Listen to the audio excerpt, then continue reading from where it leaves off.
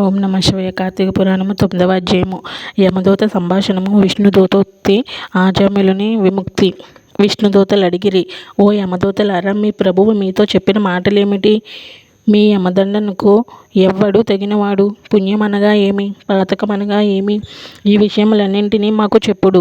ఇట్లని విష్ణుదూతలు అడగగా యమదూతలు ఇట్లు పలికిరి, ఓ విష్ణుదూతలారా, సావధానముగా వినుడు. సూర్యుడు, చంద్రుడు, అగ్ని, వాయువు, ఆకాశము, గోవులు, సంధ్యలు, పగలు, దిక్కులు, కాలము, ఇవి మనుష్యుని పుణ్యపాపములను గురించి సాక్షులు. మేము వీరి సాక్ష్యముతో విచారించి పాపములను చేసిన వారిని దండింతుము.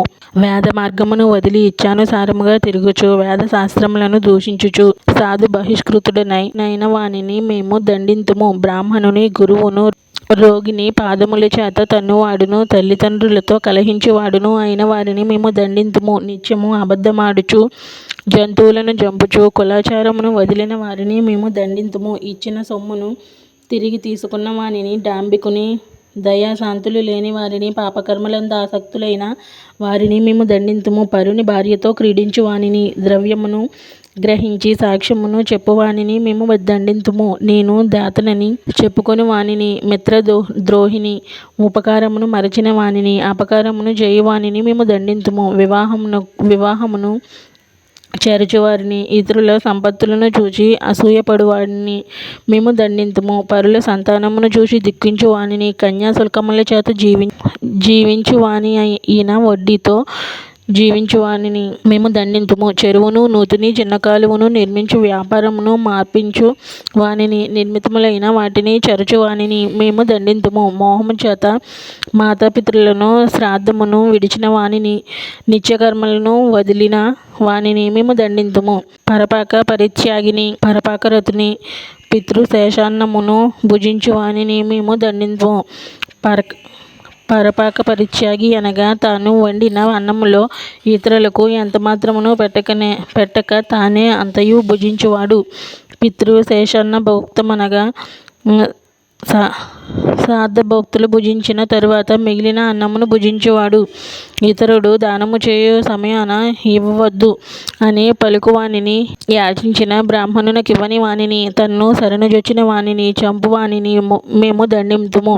స్నానమును, సంధ్యావందనమును విడిచువానిని, నిత్యము బ్రాహ్మణ నిందకుని, బ్రాహ్మణ హంతకుని, అశ్వహంతకుని, గోహంతకుని మేము దండింతుము. ఈ మొదలైన పాతకములను చేయు మానవులు యమలోకమందుండు మా చేత యాతనలను పొందుదురు.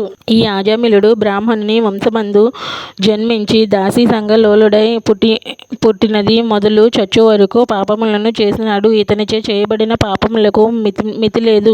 ఇట్టి విప్రాదముడు మీ విష్ణులోకమునకు ఎట్లు అర్హుడగును? ఈ ప్రకారముగా పలికిన యమదూతల మాటలు విని విష్ణుదూతలు చిరు నగువుతో వికసించిన ముఖపద్మములు గలవారై మేఘ సమాన గంభీర ధ్వనితో నిట్లని, ఏమి ఆశ్చర్యము, మీరింత మూఢులు! ధర్మ మర్యాదమును మేము చెప్పెదము, సావధానముగా వినుడు. దుస్సంగమును విడిచివాడు, సత్సంగము ఆచరించువాడు, నిత్యము బ్రహ్మచింతనమును చేయువాడు యమ దండార్హుడుగాడు. స్నాన సంధ్యావందనములు ఆచరించువాడును, జప హోమాదులు ఆచరించువాడును, సర్వభూతముల యందు దయవంతుడును యమలోకమును పొందుడు.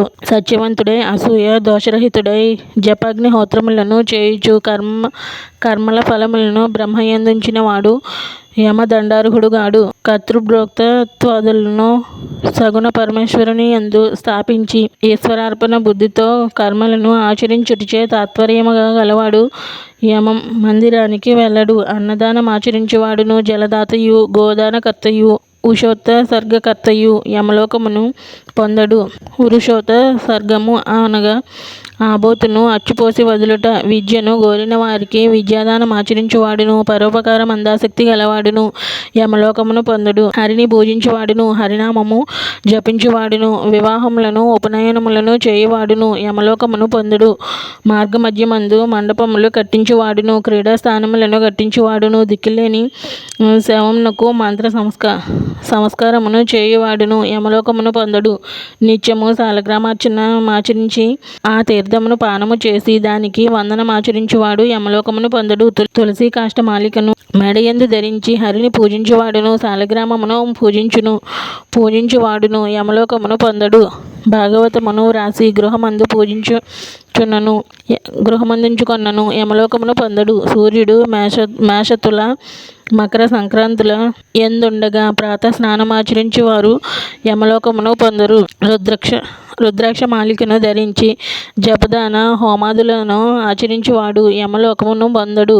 నిత్యమును అచ్యుత గోవింద అనంత కృష్ణ నారాయణ ఓ రామాయణి హరిరామ సంకీర్తన ఆచరించువాడు యమలోకమును పొందడు. కాశీయందు మణికర్ణిక ఘట్టమందు హరిస్మరణ చేయుచు మృతి నొందిన ఎడల వాడు సర్వపాపములు చేసిన వాడైనను యమలోకమును పొందడు. దొంగ, కళ్ళు త్రాగువాడు, మిత్రహంతకుడు, బ్రాహ్మణహంత, గురు భార్యారతుడు, స్త్రీహత్య, రాజహత్య, గురుహత్య, గోహత్య చేసిన పాపాత్ములు మరణకాలమందు హరిని స్మరించిన ఎడల పాప విముక్తులగుదురు.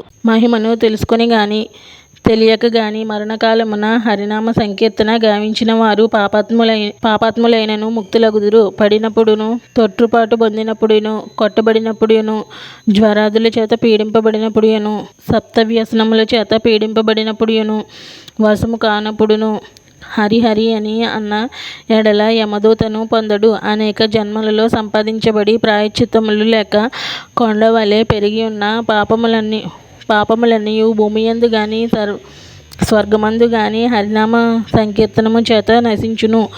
మరణావస్థలో ఉన్నవాడు హరినామ స్మరణము చేసిన ఎడల వాని పాపములన్నీయు అగ్నిలో నుంచిన దూది వలె నశించును. విష్ణుదూతలిట్లు యమదూతలతో పలికి ఆజమ్యులను యమదూతల వలన విడిపించిరి.